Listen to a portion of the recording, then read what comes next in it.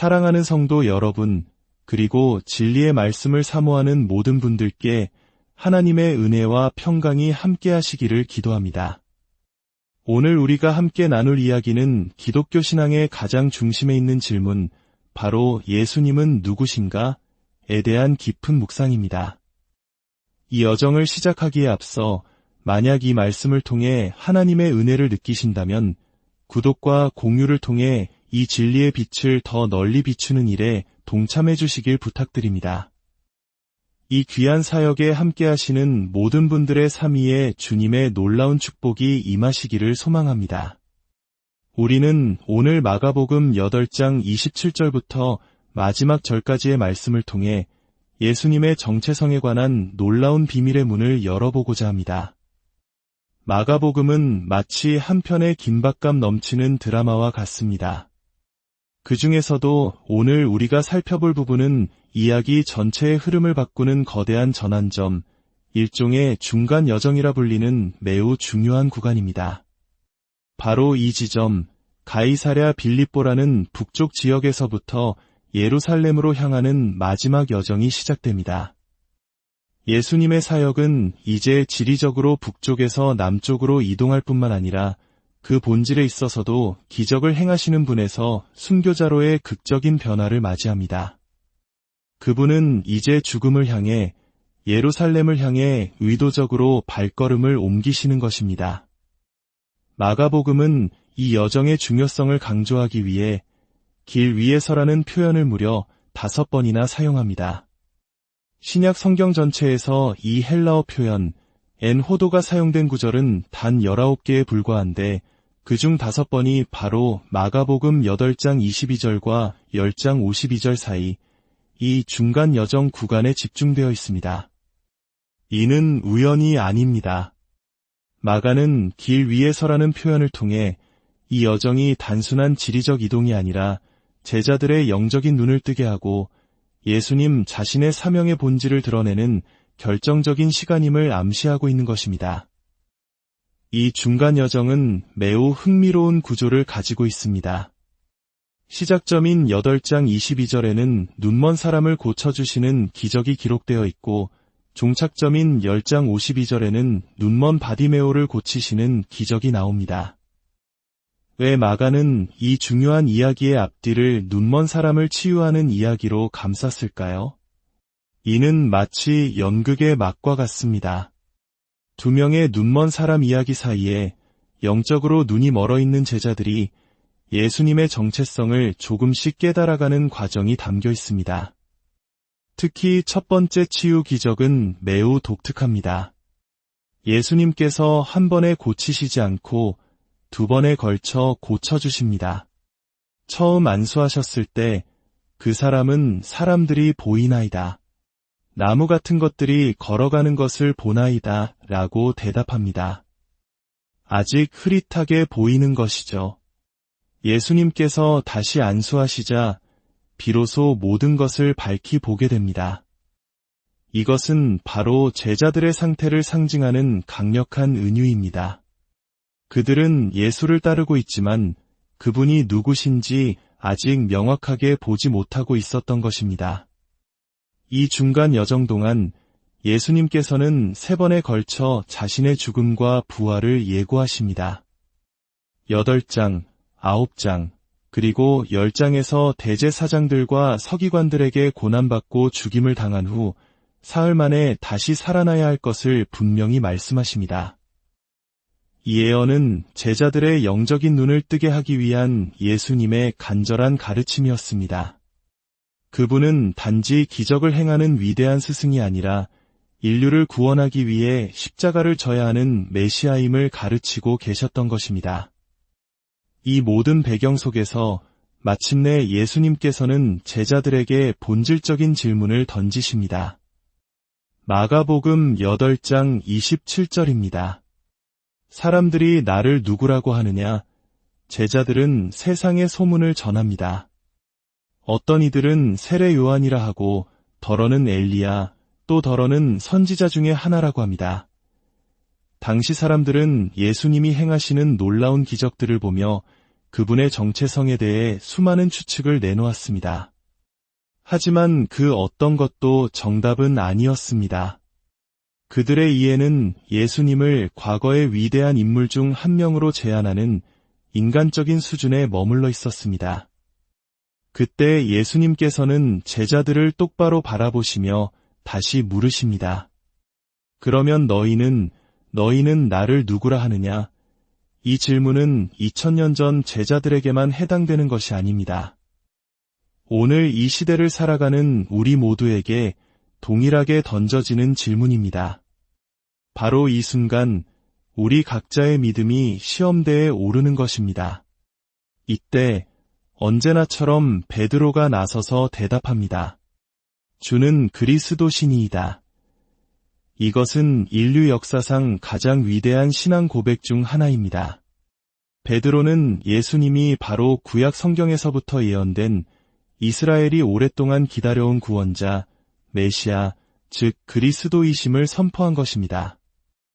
마태복음에서는 예수님께서 이 고백을 들으시고 이를 내게 알게 하니는 혈육이 아니요 하늘에 계신 내 아버지시니라 라고 칭찬하십니다. 예수님의 정체성은 인간의 지성이나 지식으로 파악할 수 있는 것이 아니라 오직 하나님께서 열어주시는 영적인 깨달음을 통해서만 알 수 있다는 사실을 분명히 하신 것입니다. 하지만 이야기는 여기서 끝나지 않습니다. 바로 그 위대한 고백 직후 베드로의 영적 무지가 적나라하게 드러납니다. 예수님께서 자신이 반드시 많은 고난을 받고 장로들과 대제사장들에게 버림받아 죽임을 당하고 사흘 만에 살아나야 할 것을 가르치시기 시작하자 베드로는 예수님을 붙들고 항변하기 시작합니다. 주여, 그리 마옵소서. 이 일이 결코 주께 미치지 아니하리이다. 베드로가 생각한 그리스도는 로마의 압제로부터 이스라엘을 해방시키고 다윗의 왕좌를 재건할 강력한 정치적, 군사적 메시아였습니다. 그는 예수님께서 행하신 수많은 기적들, 오병이어의 기적, 풍랑을 잠잠케 하신 권능을 보며 그 힘으로 로마 군대를 물리칠 것이라 굳게 믿었습니다. 그런 그리스도께서 고난받고 죽는다는 것은 그의 상상 속에서는 도저히 있을 수 없는 일이었습니다. 바로 그 순간 예수님께서는 베드로를 향해 무섭게 꾸짖으십니다. 사탄아, 내 뒤로 물러가라. 내가 하나님의 일을 생각하지 아니하고 도리어 사람의 일을 생각하는도다. 방금 전 주는 그리스도시니이다. 라고 고백했던 베드로가 순식간에 사탄이라는 책망을 듣게 된 것입니다. 이는 베드로가 예수님의 진정한 사명, 즉 십자가를 통한 구원의 길을 가로막으려 했기 때문입니다. 사람의 생각, 세상의 성공 논리로는 하나님의 구원 계획을 결코 이해할 수 없습니다. 예수님의 정체성에 대한 이러한 오해와 논쟁은 초대 교회 시절부터 지금까지 계속되어 왔습니다. 역사 속에서 수많은 이단들이 나타나 예수님의 신성이나 인성을 부인하려 했습니다.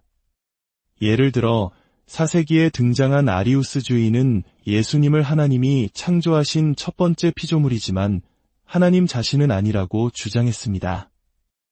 이는 예수님의 완전한 신성을 부인하는 심각한 이단 사상이었습니다. 오늘날 여호와의 증인이 바로 아리우스주의의 현대적 형태라고 할 수 있습니다. 그들은 자신들의 성경 번역본에서 골로새서 한 장 16절에 다른 이라는 단어를 임의로 삽입하여 그에 의하여 모든 다른 것들이 창조되었으니 라고 번역합니다. 예수님을 피조물의 범주에 넣기 위해 성경을 의도적으로 왜곡한 것입니다. 또한 요한복음 한 장 1절의 말씀은 곧 하나님이시니라 는 구절을 말씀은 하나의 신이었다 라고 번역하여 예수님의 유일하신 신성을 훼손합니다. 이러한 이단적 가르침에 맞서 초대 교회 교부들은 325년 니케아 공의회와 같은 종교회의를 통해 기독교의 핵심 진리를 수호했습니다. 니케아 신경은 이렇게 고백합니다. 우리는 한 분 주 예수 그리스도를 믿사오니 이는 하나님의 독생자시며 모든 세계 전에 아버지에게서 나셨으며 하나님에게서 나신 하나님이시여 빛에서 나신 빛이시여 참 하나님에게서 나신 참 하나님이시며 창조되지 않고 나시어 아버지와 한 본체시니 만물이 그로 말미암아 지은 바 되었으니이다. 이 고백은 예수님께서 피조물이 아닌 성부 하나님과 동일한 본질을 가지신 완전한 하나님이심을 명확하게 선포한 것입니다. 예수님의 정체성은 그분의 말씀과 행적, 그리고 그분의 본성 전체를 통해 통합적으로 이해되어야만 합니다. 어느 한 부분이라도 부정하거나 왜곡한다면 그것은 더 이상 성경이 증언하는 예수님이 아닙니다. 이제 예수님께서는 이 모든 가르침의 결론으로서 제자들에게 그리고 오늘 우리에게 가장 도전적인 말씀을 하십니다. 누구든지 나를 따라오려거든 자기를 부인하고 자기 십자가를 지고 나를 따를 것이니라. 이것이 바로 예수님의 정체성을 올바로 고백하는 자가 걸어가야 할 길입니다. 자기를 부인한다는 것은 무엇일까요? 그것은 내 생각, 내 경험, 내 욕망, 내 계획을 내려놓고 하나님의 뜻을 최우선으로 삼는 것입니다. 베드로처럼 나의 기준으로 예수님을 재단하려는 모든 시도를 포기하는 것입니다. 자기 십자가를 진다는 것은 무엇일까요? 이것은 단순히 인생의 어려움을 감수하라는 의미를 넘어섭니다. 당시 십자가는 가장 끔찍한 사형 도구였습니다. 자기 십자가를 진다는 것은 죽음을 각오하고 세상의 가치관을 거슬러 예수님의 길을 따르겠다는 완전한 헌신의 표현입니다.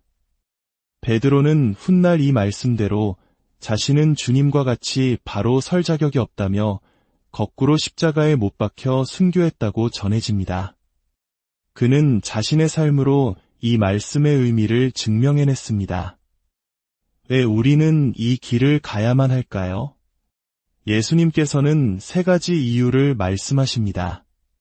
첫째, 누구든지 자기 목숨을 구원하고자 하면 잃을 것이요 누구든지 나와 복음을 위하여 자기 목숨을 잃으면 구원하리라. 세상의 것을 조차 목숨을 아끼려 하면 영원한 생명을 잃게 되지만 주님과 복음을 위해 기꺼이 자신을 희생하면 영원한 생명을 얻게 될 것이라는 역설의 진리입니다.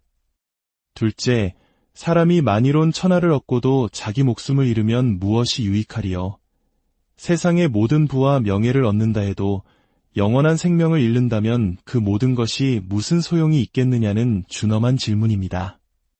셋째, 누구든지 이 음란하고 죄 많은 세대에서 나와 내 말을 부끄러워하면 인자도 아버지의 영광으로 거룩한 천사들과 함께 올 때에 그 사람을 부끄러워하리라. 우리가 세상 앞에서 예수님을 우리의 구주로 시인하기를 부끄러워한다면 마지막 심판의 날에 주님께서도 우리를 모른다고 하실 것이라는 경고의 말씀입니다. 사랑하는 여러분, 예수님은 누구십니까? 그분은 단지 위대한 스승이나 기적을 행하는 분이 아닙니다. 그분은 우리의 죄를 대신하여 십자가에서 죽으시고 부활하신 완전한 하나님이시며 완전한 인간이신 유일한 구원자이십니다. 이 진리를 아는 것은 우리의 지성으로 도달할 수 있는 결론이 아닙니다. 그것은 성령님께서 우리의 영적인 눈을 열어주실 때 마치 새벽별이 어두운 마음에 떠오르듯 주어지는 은혜의 선물입니다. 오늘 우리의 삶을 돌아봅시다. 나는 과연 성경이 증언하는 예수님을 믿고 따르고 있습니까? 아니면 내가 만들어낸 나의 욕망을 채워주는 편리한 예수를 믿고 있습니까? 주님께서는 우리에게 완전한 순복을 요구하십니다. 자기를 부인하고 자기 십자가를 지고 주님을 따르라고 명령하십니다. 이 길이 때로는 고되고 외롭게 느껴질 수 있습니다. 하지만 이 길의 끝에는 영원한 생명과 하늘의 영광이 우리를 기다리고 있음을 기억하십시오. 마가복음의 중간 여정을 통해 제자들의 눈을 뜨게 하셨던 주님께서 오늘 이 시간 우리의 영적인 눈도 활짝 열어주시기를 간절히 기도합니다. 그리하여 예수 그리스도의 참된 정체성을 온전히 깨닫고 우리의 삶 전체를 들여 그분을 따르는 참된 제자들이 되시기를 주님의 이름으로